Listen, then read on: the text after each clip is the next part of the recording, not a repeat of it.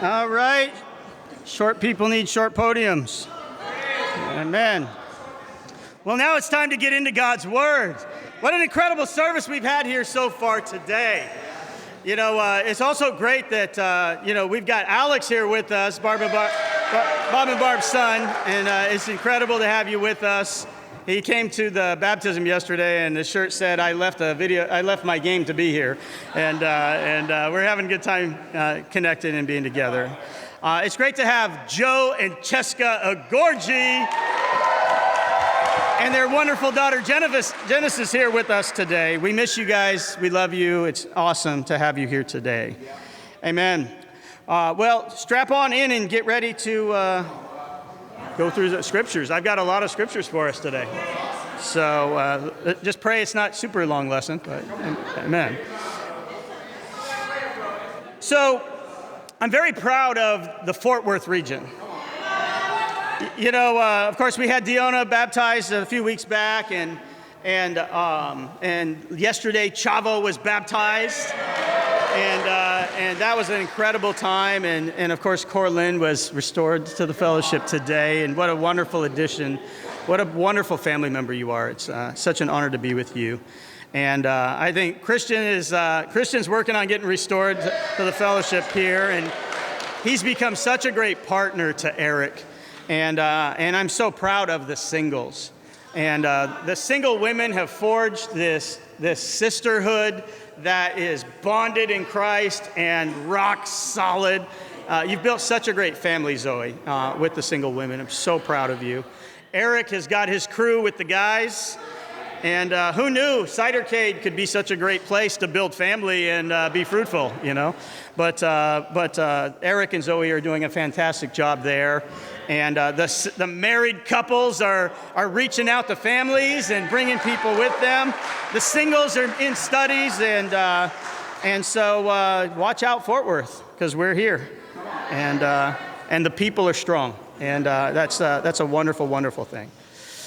You know, a central theme of Paul's writings is the topic of grace, the grace of God. And I want us to talk today about our title, being strong in the grace. You know, grace is a protection. To have the grace of God is to be protected by God. But grace is to shape our thinking. It's to change our decision making. It's to change our outlook on life and on people and on things. Grace should dictate our priorities in our lives. But grace must be viewed through the lens of gratitude.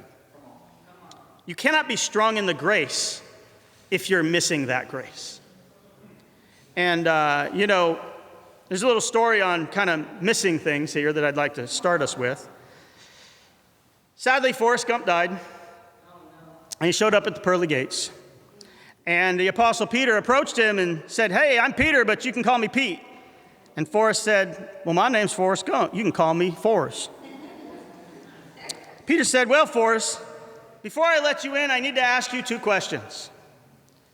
Forrest said, "All right, well, Pete, go ahead and ask me your questions." And he said, "Well, how many seconds are there in a year?" And Forrest thought for a minute and pondered, and he said, "Well, I believe there are 12 seconds in a year."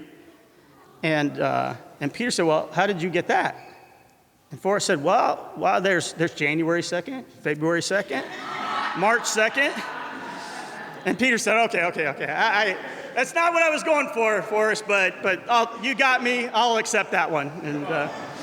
And then he said, okay, well, my second question is, what's God's name? Forrest thought really hard, and man, I don't want to get this one wrong. And he said, well, I do believe his name is Howard.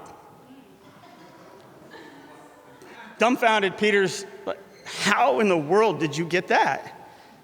And he said, why? From the Lord's Prayer. You know, our Father, hallowed be thy name, thy kingdom come, and Howard be thy name. and you know, we can just miss things that are so right there in front of us, particularly when it comes to grace, because Satan doesn't want you to have grace. He doesn't want you to think about grace. He doesn't want you to be grateful for grace. In fact, he wants to shield you from ever thinking about the most important thing that God wants you to be thinking about, and that is his grace. If we're going to be strong in the grace, we have to let grace teach us true strength. Let's go to Titus chapter 2, verse 11. Titus chapter 2, verse 11. It's been wonderful going down and fellowshipping with the Houston church every other week. And I know we're going to have a congregational fellowship here this week and all the men and women together this Wednesday. And sadly, Tracy and I are going to do the same thing for the Houston church. Excuse me. Because their leaders are not here yet. Man, trying to sneeze and can't do it. But it's probably that Forrest Gump voice. Get out. But we'll be down there doing the congregational service with them, and their leaders. Thankfully, Ryan and Rosas Hill will arrive next Sunday in Houston, and that's a beautiful thing. Titus 2, verse 11. Right here, Paul is going to give us the proper mindset on grace. Verse 11 through 14. Oh, thank you. I don't plan on crying, but if I do, thank you. Thank you. Maybe that's a foreshadowing, huh? Verse 11. For the grace of God that brings salvation has appeared to all men. Grace has appeared to you today. It teaches us. Isn't it interesting? It doesn't say that your preacher teaches. It doesn't say that your mentor teaches. Grace teaches you and I something here. Let's see what it says. It teaches us to say no to ungodliness. Well, I thought a rebuke did that, maybe. Maybe a correction?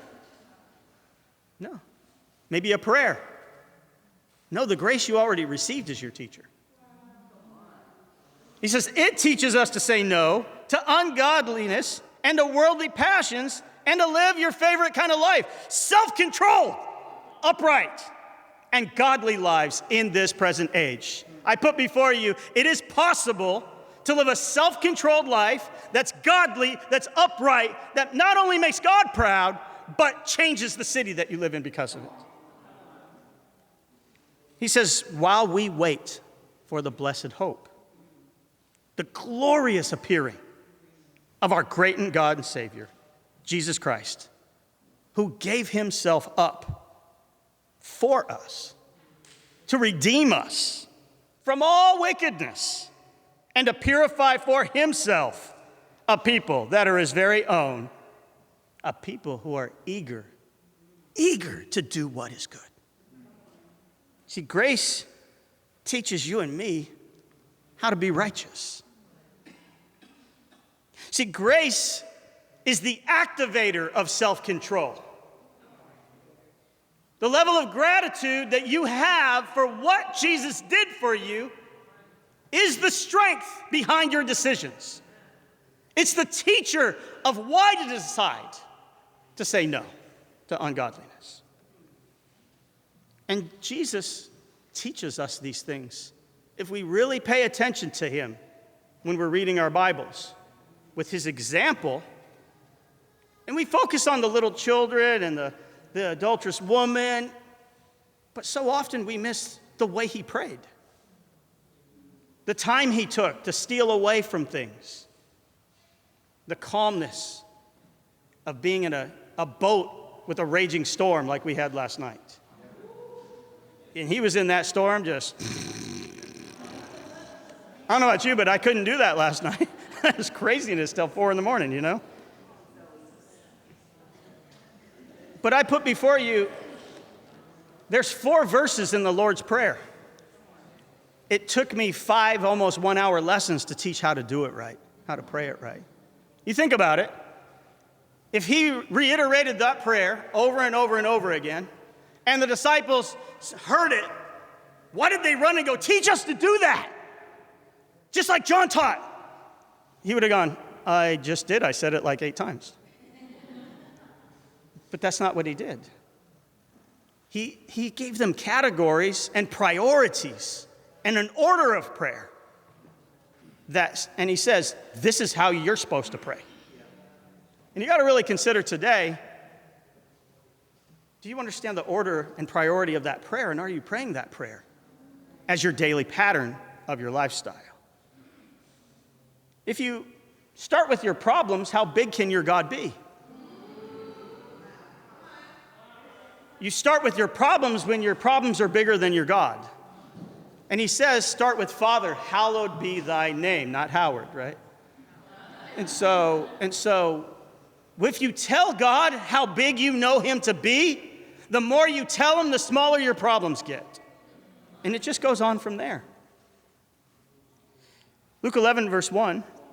One day Jesus was praying in a certain place, and when he finished, one of his disciples said, Lord, teach us to pray, just as John taught his disciples. And he said to them, when you pray, say, Father, hallowed be your name. See, that is to lift up the name of God. You don't lift something up lest you see it great. Your kingdom come, the next priority.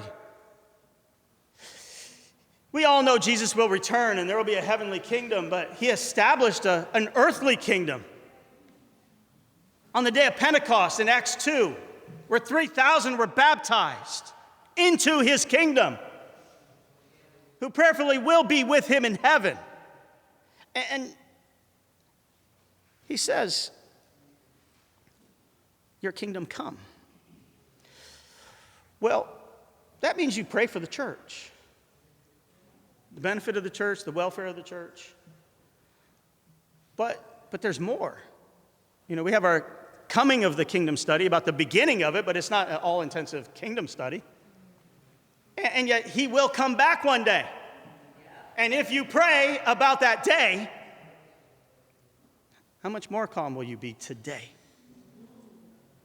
How much more will you live the way you... Can you imagine if the whole world prayed for the return of Jesus today? How we would live?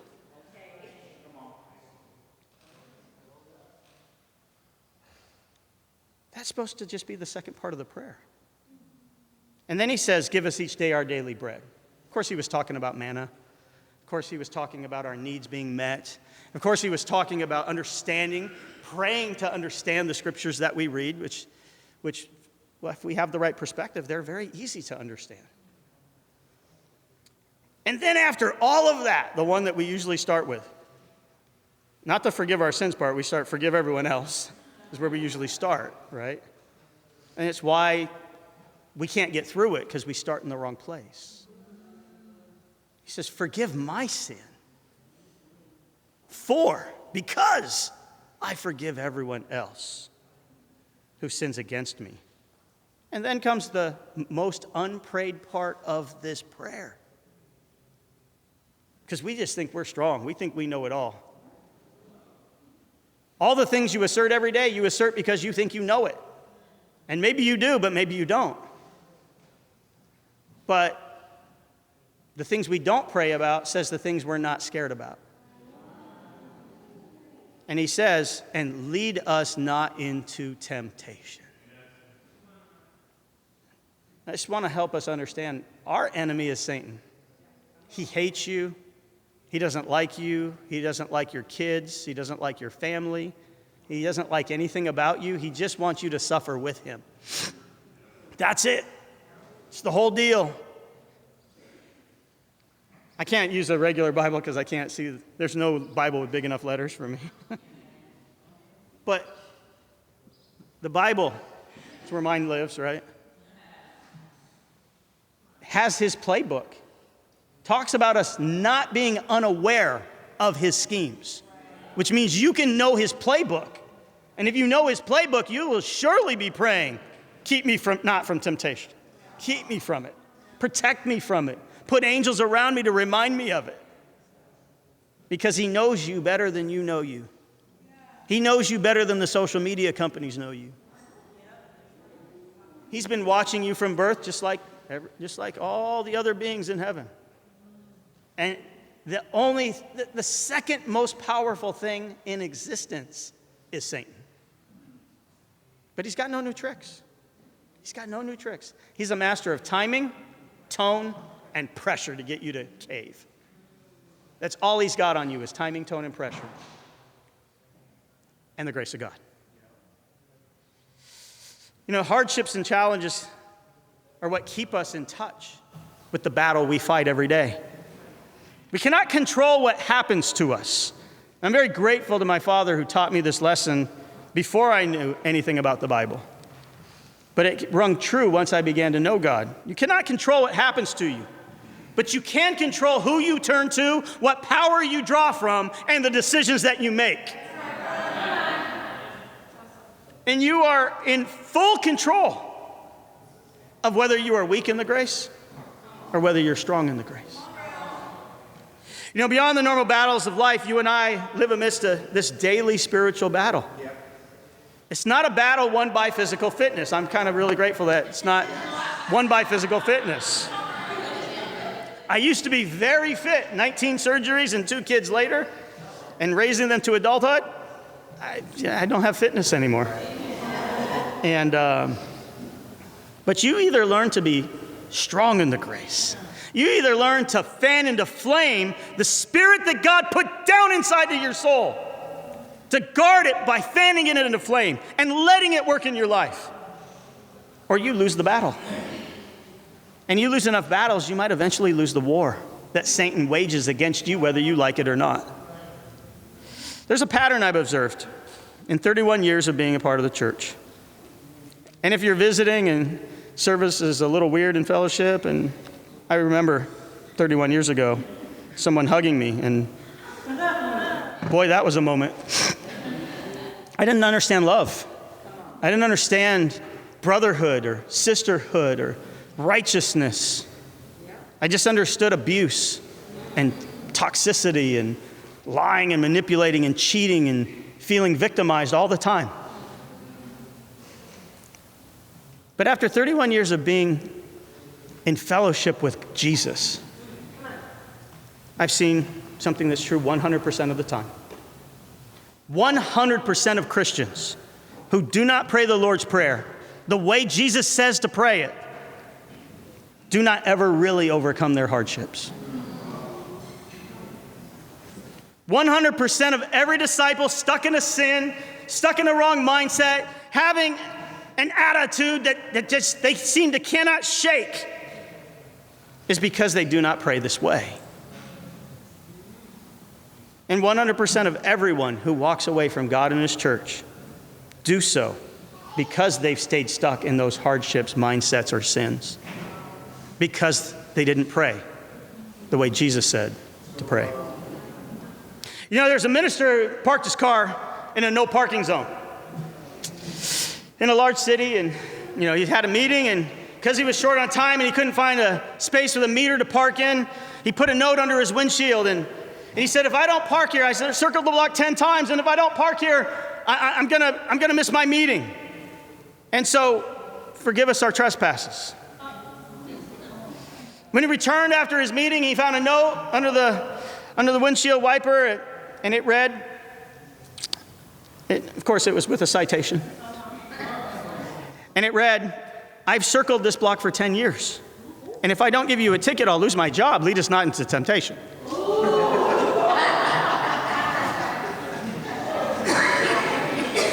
See, Satan lulls us with different things to not think about grace enough, not let it teach us, not let it power us. Till we sin and then we don't want the consequence of the sin. And you got to understand, you can get forgiveness. You will always be able to get forgiveness for the sin, but you're most likely not going to get out of the consequences. And that's when we need to be strong in the grace.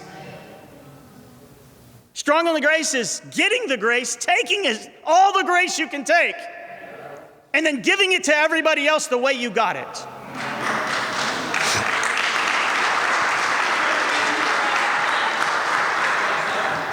Can you imagine if every day you pray, I forgive everyone of everything that's ever been done to me in my lifetime, how much more free will you be today? You know, in Acts 2:40, Peter calls upon us and all that came after that day to save ourselves from this corrupt generation. And yet, You and I don't have the ability to save ourselves from Satan.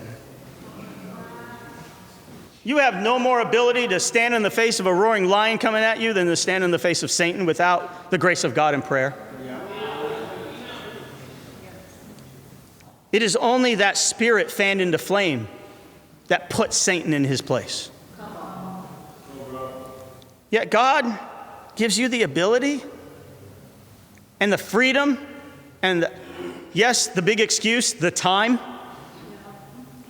to call upon his power at your will, anytime you want. The phone's never busy. He never looks at it and turns away. He always answers, just never when you want it. The Israelites suffered for 400 years in Egypt until they begged him to save them. Then he acted immediately.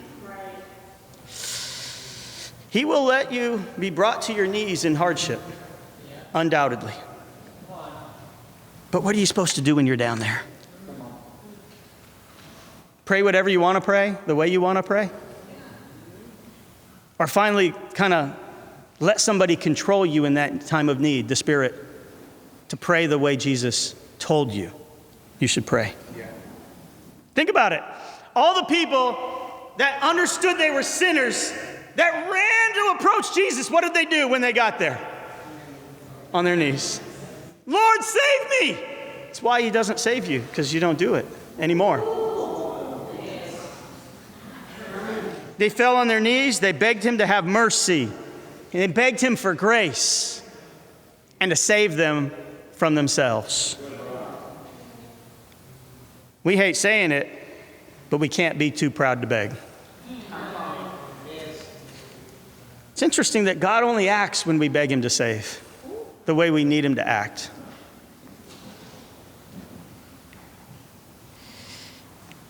And when we won't do it, God will just up his game on your hardship. He doesn't cause it. He always allows it. But if you make him, he'll allow more. Go to Hebrews 4, verse 15. I'll tell you what, 31 years has taught me to not be too proud to beg. In Hebrews 4, verse 15, that comes from a lot of being too proud to beg, just so we're clear on that statement. Hebrews 4:15, for we do not have a high priest, Jesus, who's unable to sympathize with our weaknesses. How much have you felt this week like nobody cares and nobody knows what you go through? What a lie, what a crock. It's just ridiculous. That means you don't think about Jesus and how much he cares about you and how much he loves you and wants to act on your behalf. But you just asked him to make your consequences go away without asking for his protection. He says, we don't have a priest that's unable to sympathize with our weaknesses, but we have one who has been tempted in every way. So you got to just kind of play this out in your mind, right? This whole Jesus on the cross, what was he tempted with? Well, what do you think? Everything everyone else that would have ever been in that position would be tempted with. You think he wasn't tempted like, will somebody kill these guys? I mean, he was like, I can call 10 legions of angels, 10,000 of them. They're going to come down here. I could do it. And he could. But he said no to ungodliness, the ungodliness of not being the sacrifice that we needed him to be. He says, but we have one who's tempted in every way, just as we are. We've got to stop thinking that Jesus doesn't understand. And stop talking to people who actually don't understand. He says, he did it, but yet he was without sin. Let me just help you. That wasn't a miracle. That was self-control. It wasn't a miracle that he was without sin. He didn't use his divine power to do that. That means you got to ask yourself, what does that mean about how much I can really handle?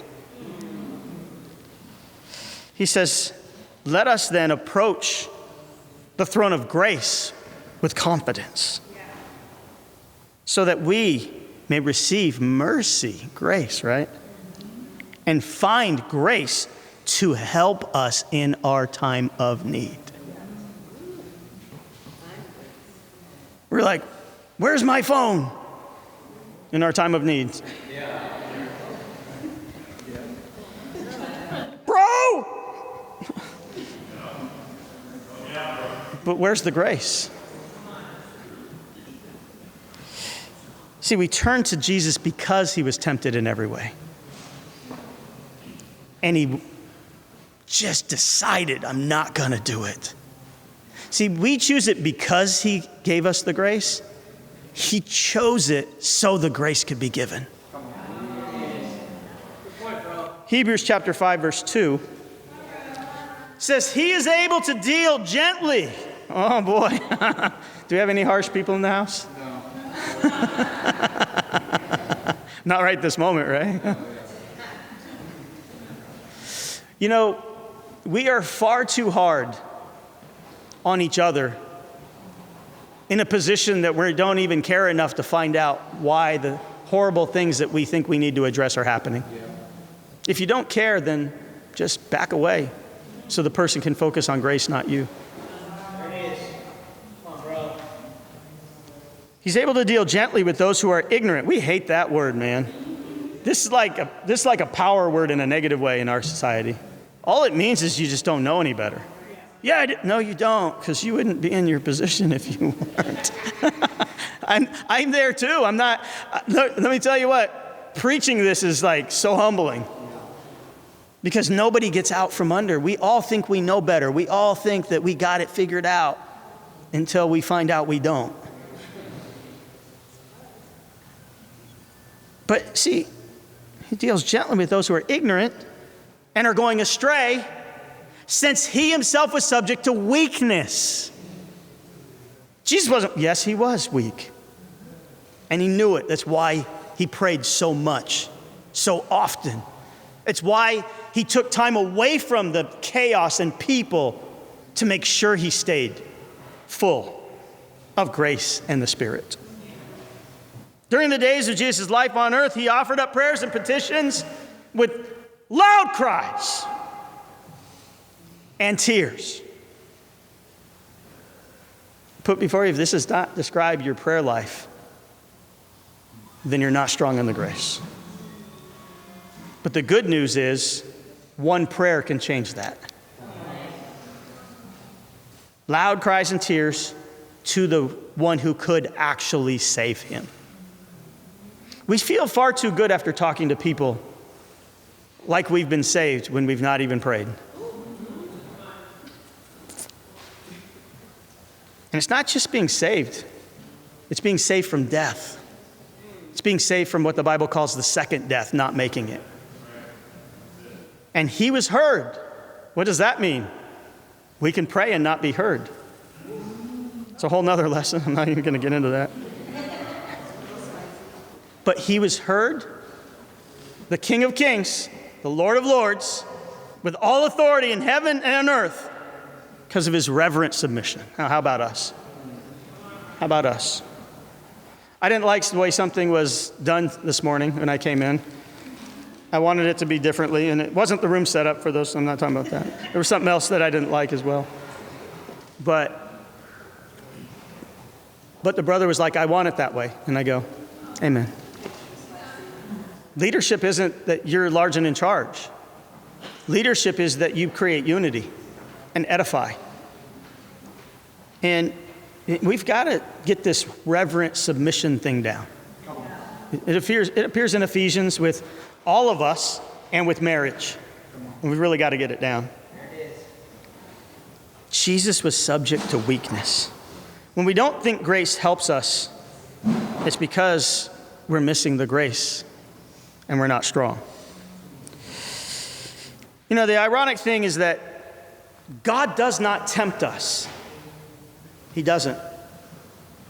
We tempt us with all our feelings. Without Jesus' prayer, temptation will just always not be fair. It just won't. In our minds. The only thing that can save you is your prayers and your faith that God can save you. I could preach today the most eloquent, informed, faithful lesson ever preached, but in the end, you're the one that must turn to God in your toughest times and believe He can and will save you from whatever He has allowed you to endure to make you reliant upon Him. If you don't pray, keep me from temptation, you will always give into that temptation. Go to James 1, verse 13. We're going to rattle through 4 very quick things here. You make you sin because you tempt yourself. James 1:13, when tempted, no one should say, God is tempting me. And make no mistake to say, this brother tempted me, this sister tempted me, the dog you put here with me, my kid, my boss, whatever it is, whatever Eve excuse you have, you're saying God is tempting me. Because God makes or allows everything that happens. No one should say God is tempting me, for God can't be tempted by evil. So now you know He just allows, doesn't make happen most things that we see as bad. Nor does He tempt anyone. But each one is tempted when by his own evil desire he is dragged away and enticed. Now let's talk about the desire thing. I know many of you are not married and want to get married, right? I know many of you have jobs and want better ones. I know people want awesome kids and sometimes the kids don't seem awesome. We have a lot of things that we want that are very good and we should want. But to want those things more than our righteousness is to make that desire evil. And so God doesn't tempt you. It's when by your own desire that may already be evil or is made evil by out of a good thing, that's when you are dragged away and enticed. You tempt you all the time. You are the main tempter of yourself. Then after desire has conceived, it gives birth to sin, and sin, when it is full grown, gives birth to death. The death of what? Your faith. See, good desires can turn into something you want more than God and your own righteousness. Satan does what I call the domino effect. He just hits you with a series of little things. You ever seen those domino things that just fill up a whole room? Where's the big shebang? At the end, right? And that's how Satan tempts you. Just think. You're like, what in the world? Think. Again? Think. What? Then you're distracted from the grace. Then you forget about the Spirit that lives in you. And then He just keeps dinking you. Think, think, think. And then He puts him a little closer. What's coming? Boom. Should have had more bass in that, but amen. Have you felt it? Can you see it in your mind? Can you see it in what's happening in your life right now? He has an end plan. He has an end game too. And He's taking you there. And you'll end up there unless you are strong in the grace and on your knees with loud cries and tears. Just remember, you make you sin. Number 2, Luke 4, verse 3. The lie of all lies. This is the playbook right here. You better get this one down. Jesus is baptized, right? It's so funny, people, the teachings about baptism, and Jesus reverently submitted to what we should do. So Luke 4:3, the devil said to him, because he took him out in the desert, right? 40 days of no food and no water. I've tried to do it several times, and I failed, so pray I don't fail this next time. The devil said to him, if If you are the Son of God, there's the play. If you are a child of God, if you are a believer, if you think God's word is true, if. Did God really tell you not to eat from the fruit of the tree? It's always like, think about that and how often he plays that play. He plays it when he sees your guards are down, when you're not really paying attention, when you're no longer on your knees in prayer, when there are loud cries and tears for the wrong things, not for your sorrow over what you've caused in your own life. He says, if you're the Son of God, tell the stone to become bread. Let's see a miracle, buddy. Jesus answered, it's written, man doesn't live on bread alone. That was like the mic drop. Oh, you want to talk about bread? I don't live on that. The devil led him up to a high place, showed him in an instant all the kingdoms of the world. You know, I always hear what people really like, I need to get really close to God. I'm going to go to a mountain. And there's nothing wrong with that. Just consider Paul had his best prayers and was most happy on the cold, hard floor of a feces-ridden prison. Just something to think about. And the excuses we make up in our mind why we can't be close to God. The devil led him up to a high place, showed him an instant all the kingdoms of the world, and he said to him, I will give you all their authority and splendor, Jesus, for it's been given to me. And I can give it to anyone I want to. What do you think, Jesus? It's like a beautiful car I'm selling you here. So if you worship me, it will be all yours. Jesus answered, it's written, worship the Lord your God and serve him only. See, what we do is something very different. Jesus is tempted, and his first thing is, it is written. I think he was like from Dune or something. It is written. But how did he know what was written? He memorized it. What scriptures have you memorized? What's your defense? The scriptures you memorized is what forms your shield of faith. Your shield of faith is made up with what you have memorized, what's already in your heart. Oh, I got woke up out of my sleep and I was really tired. No, you haven't memorized your Bible.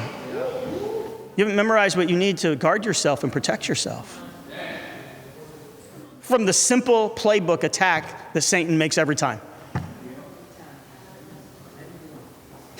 He says, I'll give you what you already have. That's what he does to you. He promises you this is the only way to get this thing you want. Takes your desire that he sees is turned a little evil, and he goes, I'm going to give you that because I can. Only I can do it. My way's the only way. And now you're a POW of spiritual war with a gun to your head because he knows all your fears. The devil led him to Jerusalem and had him stand on the highest point of the temple. If you are the Son of God, he said, throw yourself down. Test God. Test him. He says he'll save you.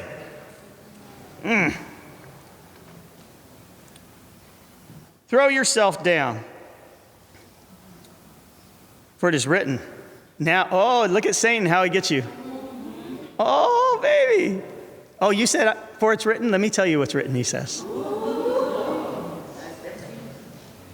For it's written, he will command his angels concerning you to guard you carefully. They will lift you up in their hands so that you will not strike your foot against a stone. He took Jesus up to the mountain and he said, go ahead, jump. Aren't you feeling depressed? Aren't you feeling down? Like, jump. Do it. He says the angels will save you. But Jesus would never say, save me.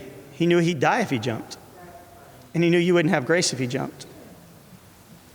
because it has to be a sacrifice of himself for you. He says, then Jesus stopped it is written, he goes, it says, do not put the Lord your God to the test. When the devil had finished all his tempting, he left him up for an opportune time. Jesus, now check this out. When you win against Satan, check out what happens. Jesus returned to Galilee in the power of the Spirit. And the news about him spread through the whole countryside. Someone always sees your struggle and wonders how you got all that power to get through it. The only reason they don't see it is because you're not getting through it.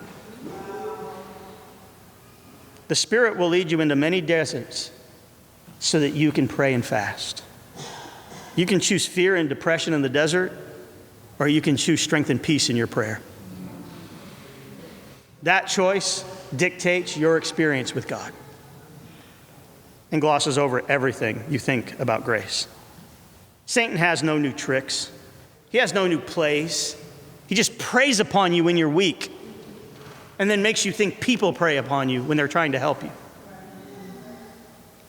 But if you are a son of God, if you are a daughter of God, never let him steal your identity by making him question if you are worthy of God's love and grace and mercy or not. Everyone deserves the dignity of having an awesome, strong relationship with God. And what you have, he cannot take unless you give it to him in your weakness. See, Jesus takes the same hardship that makes Satan want to throw you off a cliff. And he takes that hardship and uses it to make you closer to God than you've ever been, if you will just get on your knees.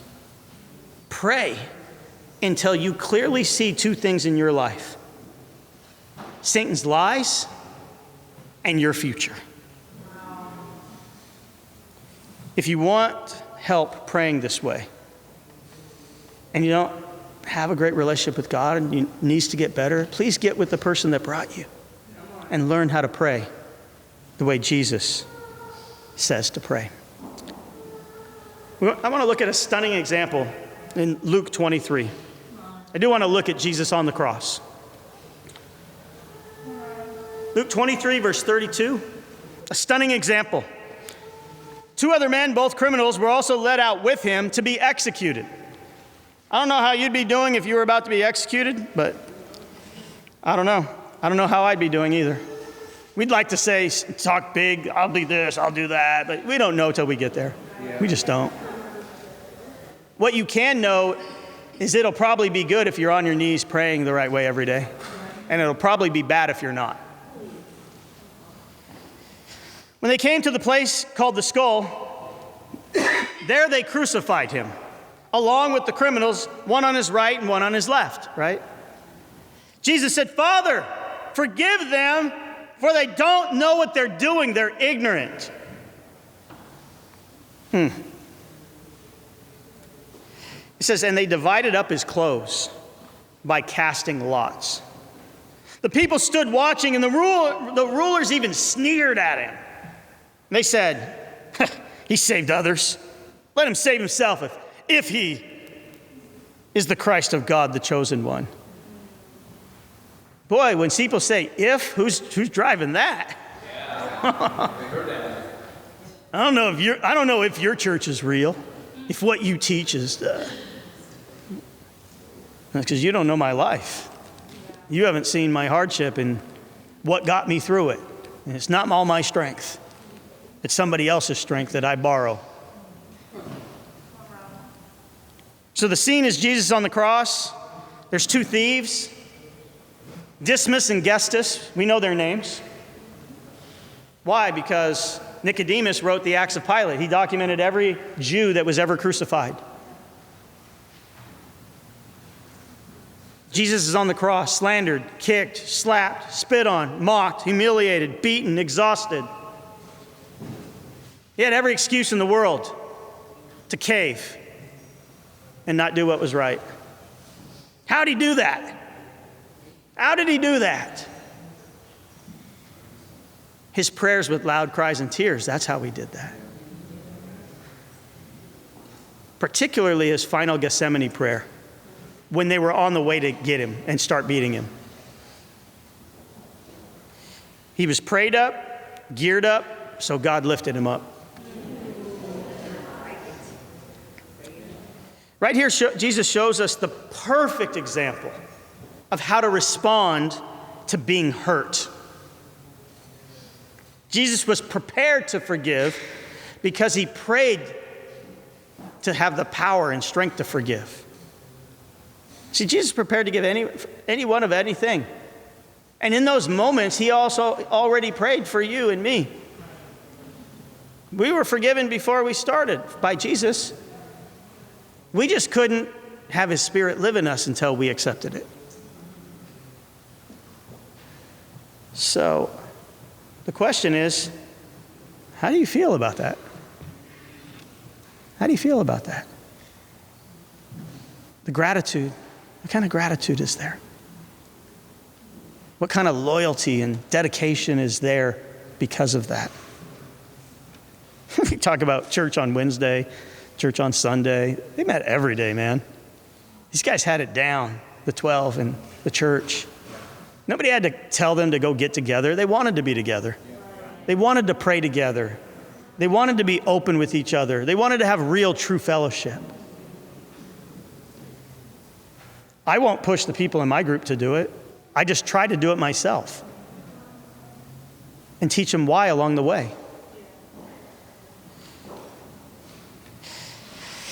Do you believe it enough to imitate Jesus is the question. Are you grateful enough for it to live it? The answer to that question is answered by how forgiving you are. When somebody wrongs you or falsely accuses you or disappoints you or doesn't meet your unsaid expectation, or even worse, a said expectation. Jesus stunned the world by his example of forgiveness. It should stun us out of our darkness. It should stun us out of our dullness. Lastly, you have a way out. Hebrews 2, verse 14. God won't ever allow you to go through something that you can't get out of. You don't have to feel the strength to take the strength. You don't have to understand to be in a position to let God give you understanding. You only have to be willing to let him do for you what he wants to do. In verse 14, Hebrews 2:14, since the children have flesh and blood, we're just like Jesus. We are subject to weakness. He too shared in their humanity so that by his death he might destroy him who holds the power over death. That is the devil. And free those who all their lives were held in the slavery of fear and death. For surely it's not angels he helps, but Abraham's descendants. Well, there should have been a lot of amens right there, let me tell you. For this reason, he had to be made like his brothers in every way, in order that he might become a merciful and faithful high priest in service to God. And you got to consider that he says we are all royal priests that follow the high priest. And that he might make atonement for the sins of the people. Because he himself suffered when he was tempted, he's able to help those who are being tempted. Don't presume you can help people with their temptation when you don't handle yours the way God calls you to handle it. Just send them to somebody who can.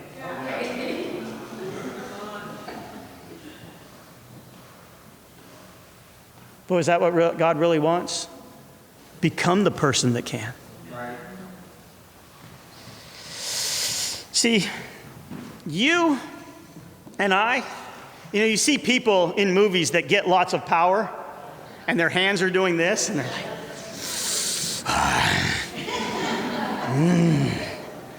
This power only flows through you. It's not yours.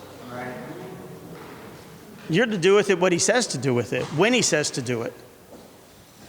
But you have at the tips of your fingers and at the tip of your tongue the greatest power in all existence. At your beck and call. You can move God's heart, change God's heart. You can get God to make a whole new plan. It's limitless what you are capable of with your belief. The temptations and trials that God has allowed me to personally go through have brought me to my knees and tears many, many, many times. But there's a difference between loud cries and tears of only sorrow and not tears of the victory he has in store. You see people when they win gold medals and they're just, I'm just so happy. Where are those prayers? They're supposed to be the tears of victory that are coming in your life. But this is all the hardship I've ever had. You know, I recently had something happen that just really, for 2 days straight, made me relive my childhood trauma. My first memory in my life is being in the attic of a neighbor's house with the kids molesting me. And then it just kept happening till I was around 12. And our home life was not great. It just wasn't. And I for 2 days straight, I relived all these things. More tears than I've cried in a very, very, very long time. And yet, all of that was so I would fall on my knees and say, Jesus, have mercy on me. Give me the strength I need to get through what you're allowing me to go through. You feeling tempted? Read Psalm 57. Feeling tempted? Maybe 37, 47, 57. They're all there for that reason. One of them will fit your need. God will absolutely give you more than you can bear in the moment so you get stronger for the next moment. But you have to believe that God gives you a way out. In fact, it's your belief that God always gives you a way out that prompts you to pray the way he says to pray. The way out is not through any person, but through your relationship with God. Letting people know is what creates fellowship. It reminds you of things that point you the right direction to get the power you need. Reading through your Bible, godly advice, those are all great, and we need them too, but they're not the center of your strength.